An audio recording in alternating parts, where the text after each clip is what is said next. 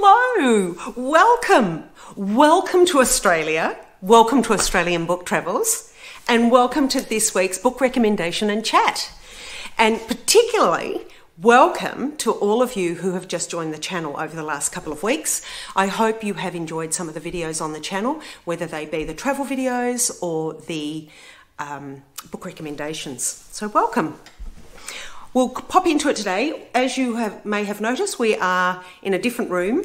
I thought, because it's winter, the book room is just too dark, really.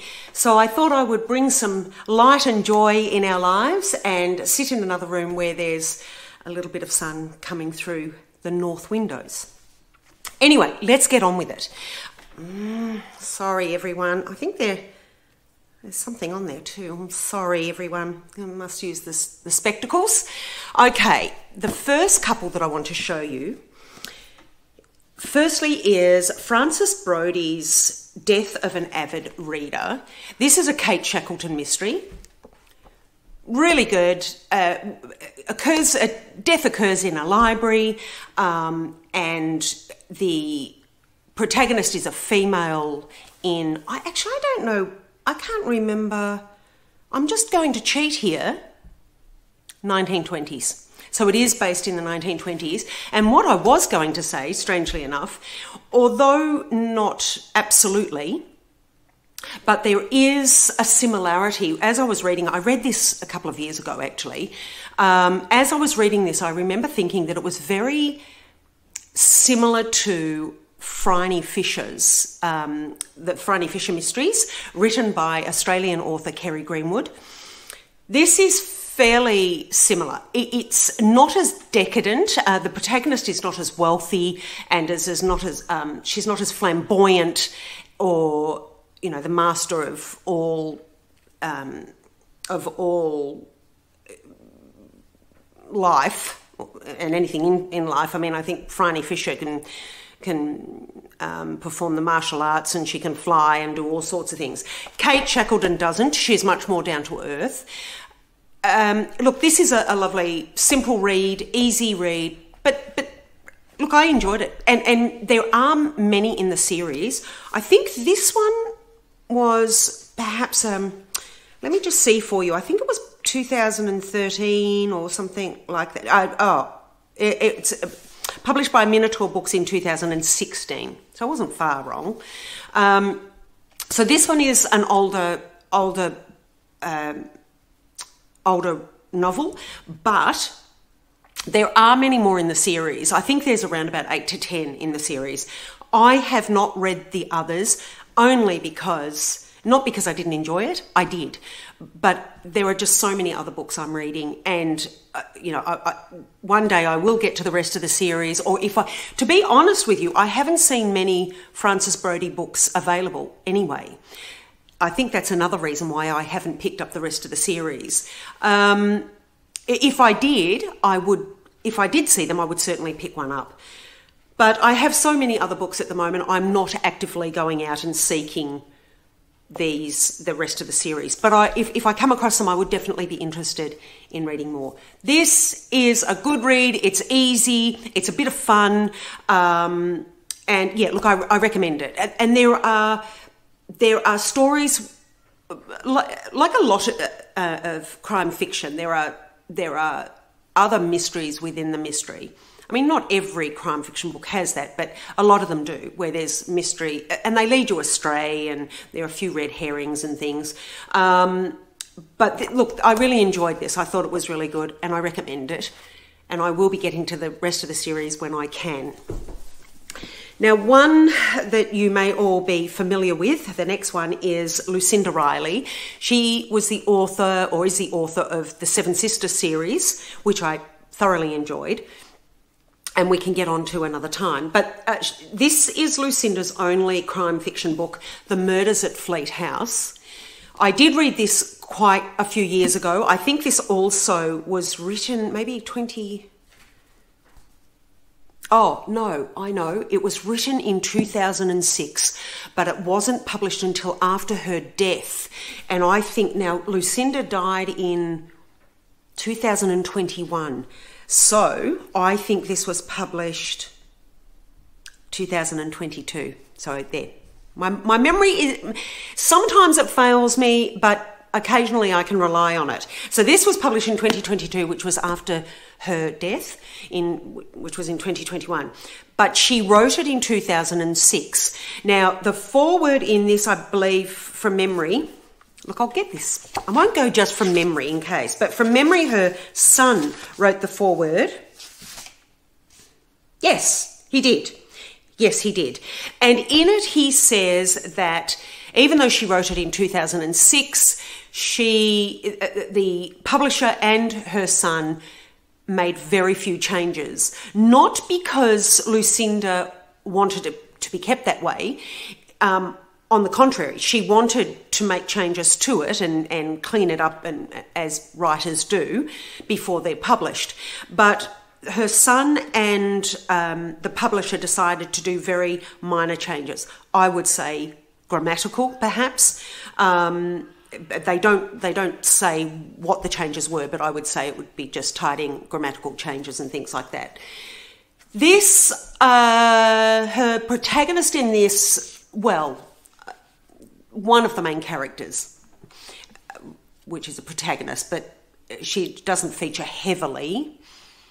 From memory, she doesn't feature too heavily, although probably in future books she would have.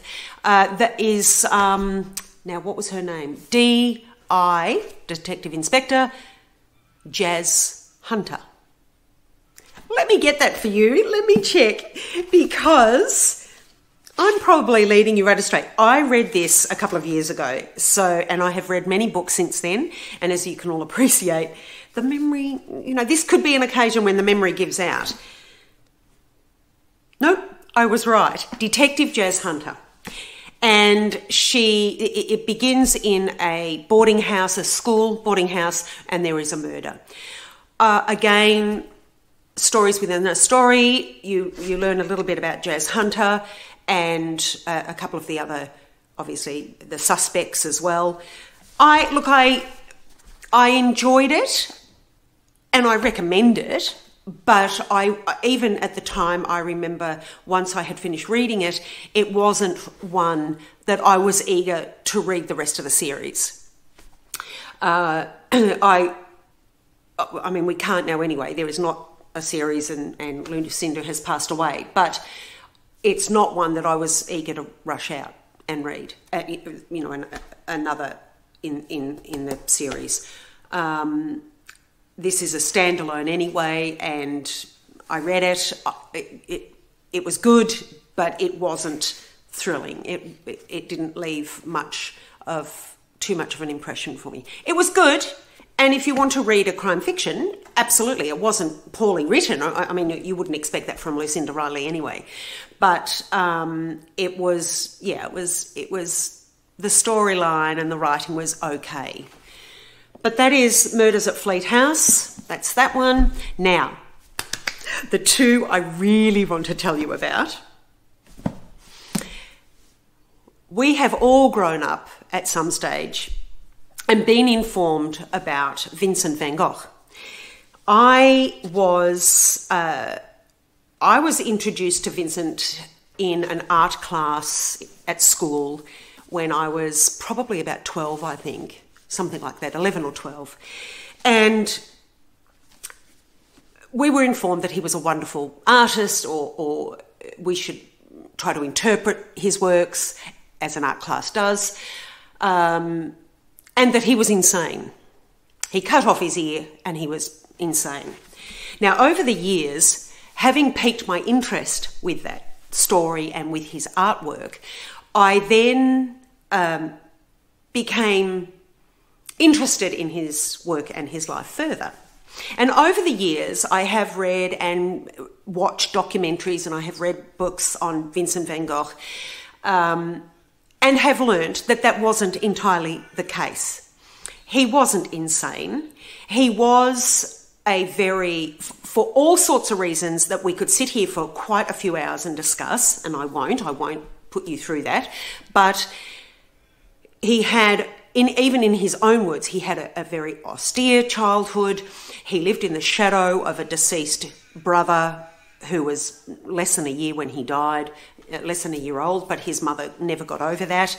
Vincent was the eldest of a few children, a brother particularly, there were a couple of brothers I think, and sisters. One he was particularly close to was Theo.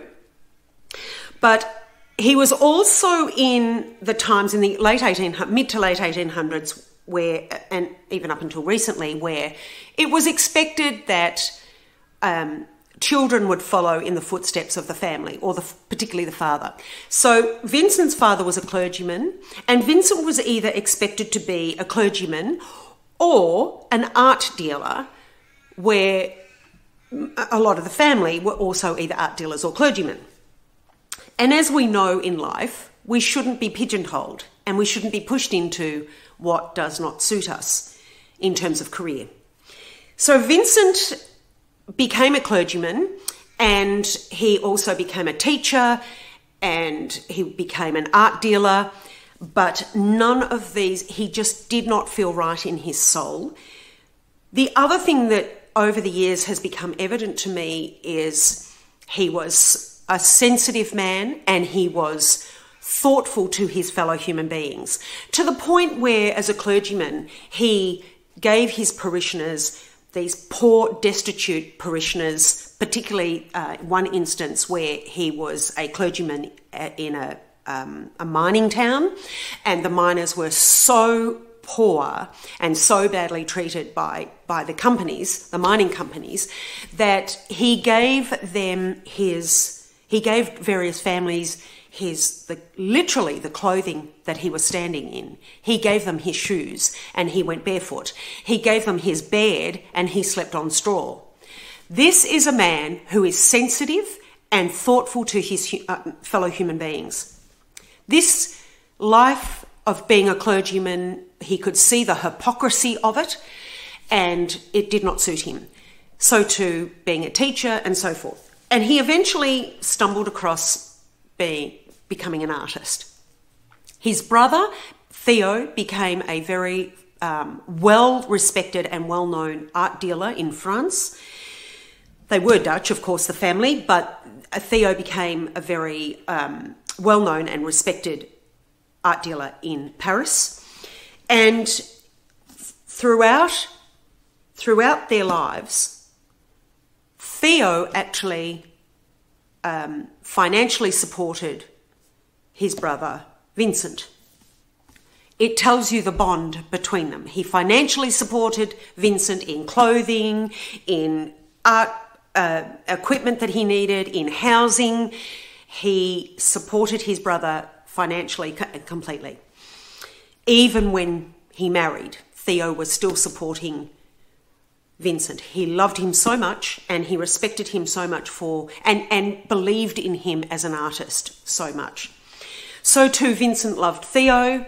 They, and look, you would all know this, obviously, but I'm just going through it to explain what this book is about. So too, Vincent loved Theo until he died.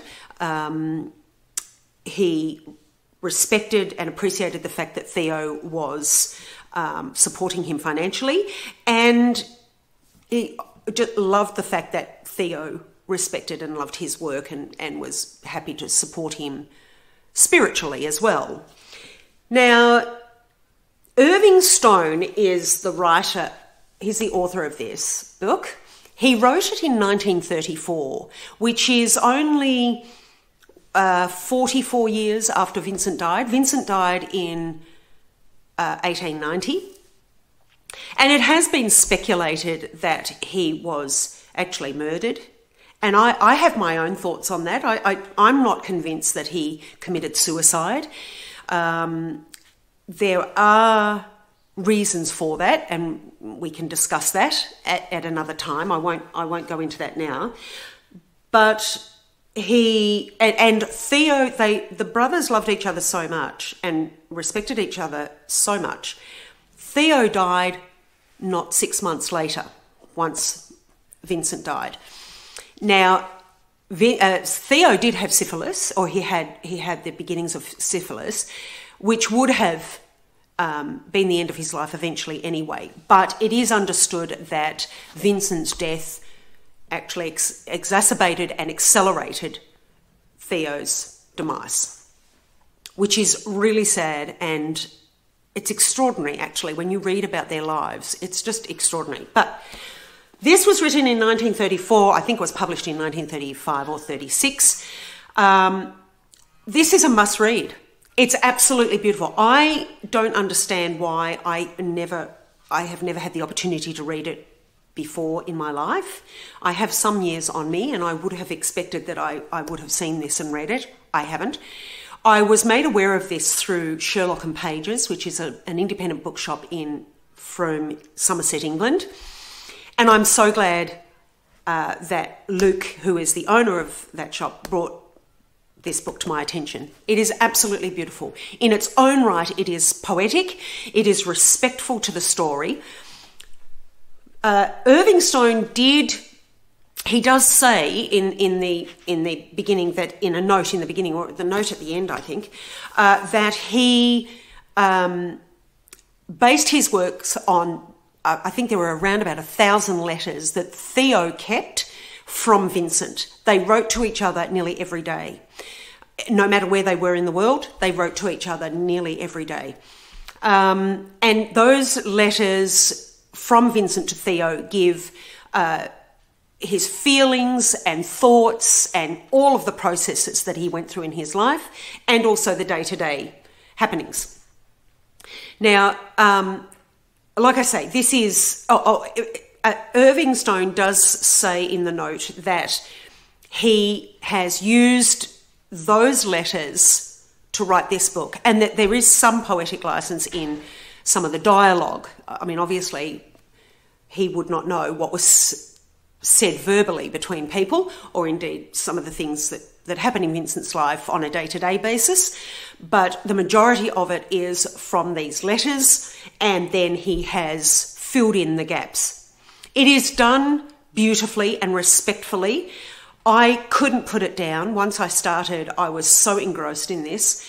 You do not have to love or enjoy or admire Vincent van Gogh's, and I say Van Gogh, it is actually Van Gogh, but there is confusion on how to pronounce that, so I apologise. I've given you the English version, which is Van Gogh. I normally say Van Gogh, or Van Gogh, it is, I think. Now, it's so beautifully written, I didn't want to put it down. I think, and when you think too that probably in 1934, some people who knew Vincent or had some interaction with him would still have been alive. Perhaps very elderly, but they would have been alive. So, yeah, I find that a really interesting aspect of that. Anyway, this will give you a greater insight. And as I was saying, you do not have to like his work or even think you like him as a man. This is a story about struggles. It is a story about struggles in the 1800s, to be yourself, to find your own path in life. It is also a little bit about Paris. It's a little bit about art. It's a little bit about the art world, but not a great deal. Not heavily so. It touches on that, of course, because Vincent was an artist and his brother was an art dealer.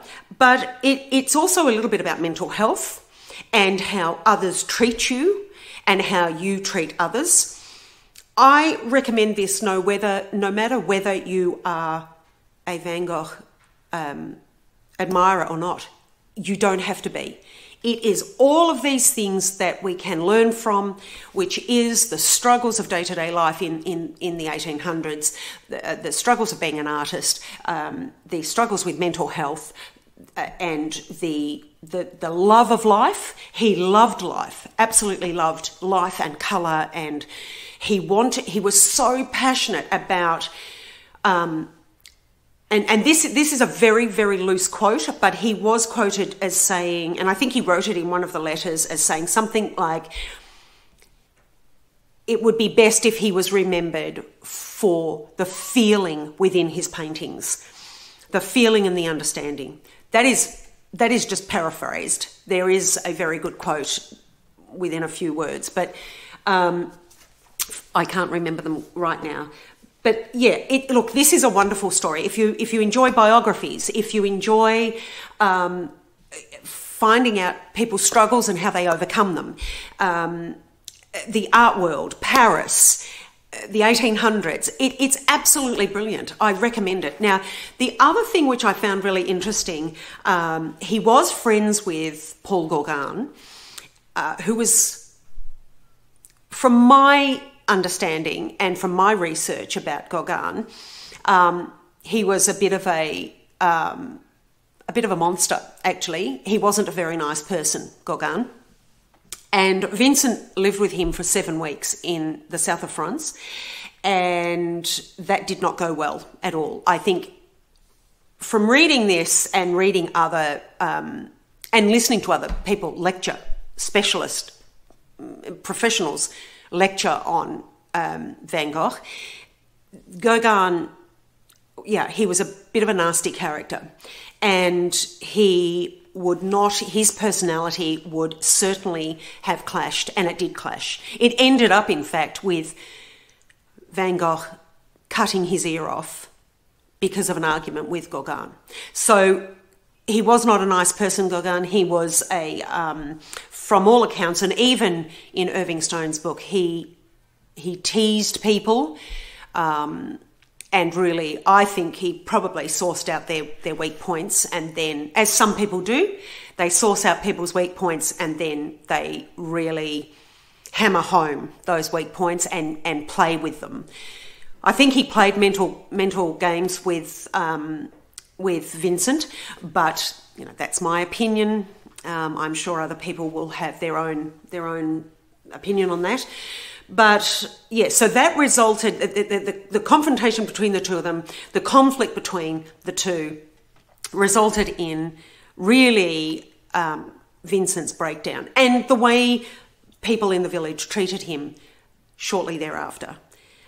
People can be very cruel, and particularly children. They can be very cruel, and from all accounts, he was, treated badly after the incident with Gauguin.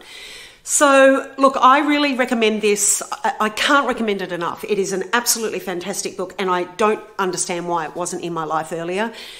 It is not heavy. It is not sad. It is beautifully written. It is, you will not feel, you will feel when you're reading this, my heart raced and I was sad and I was happy. Anybody could read it. You don't think that you have to be in a really good place to read this. It is actually, I wouldn't say uplifting, but it's really interesting and informative. I loved it. I recommend it.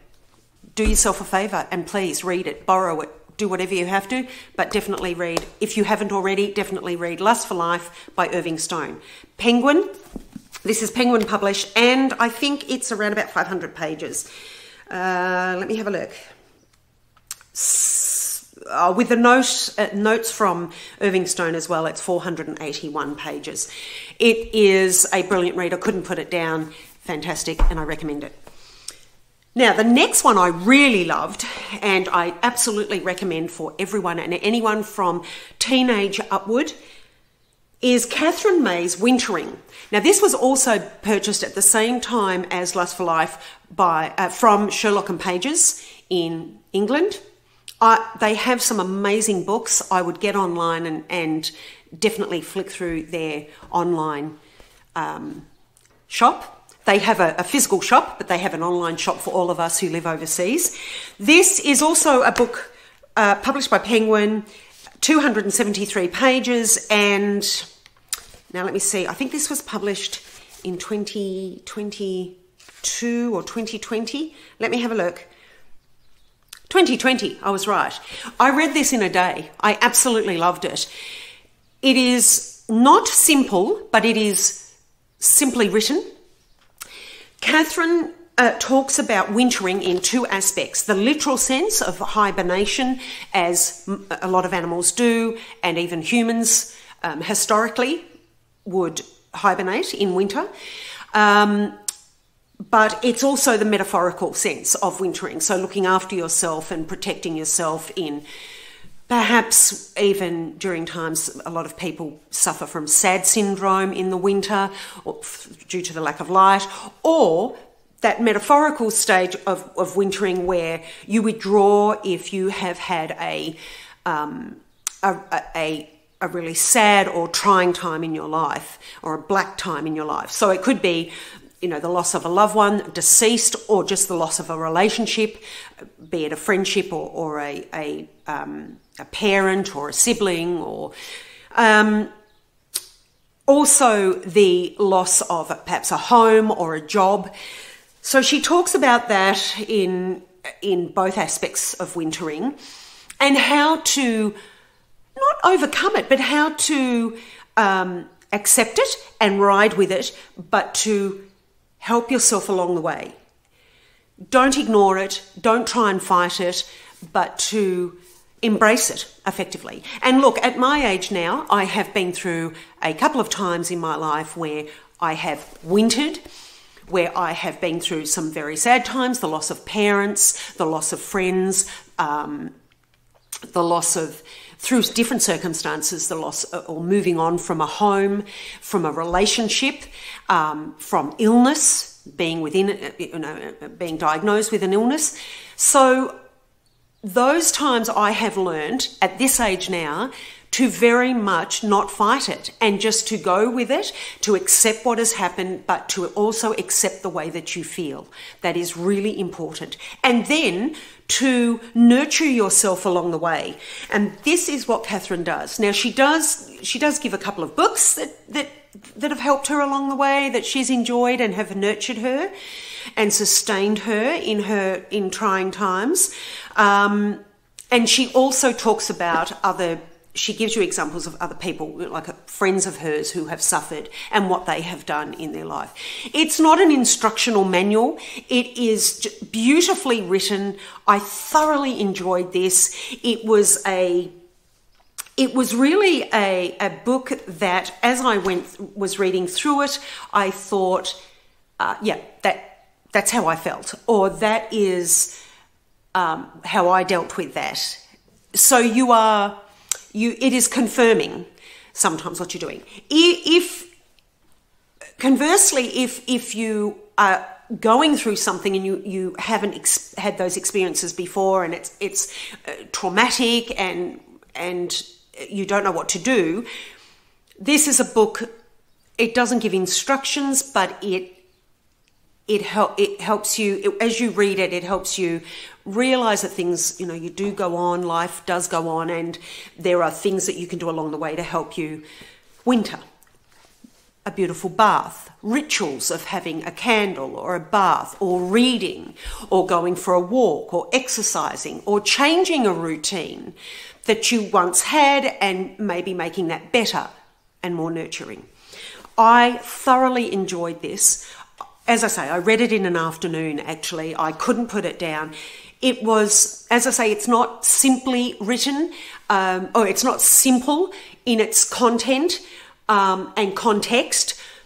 It's a very important subject that she talks about, but it is beautifully written. It flows, and so you can read it, not necessarily quickly, but you can read it very smoothly and quickly if you want to.